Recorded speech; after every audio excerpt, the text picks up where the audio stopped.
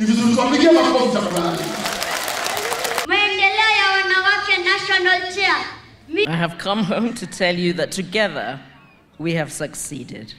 I have come home to celebrate with you.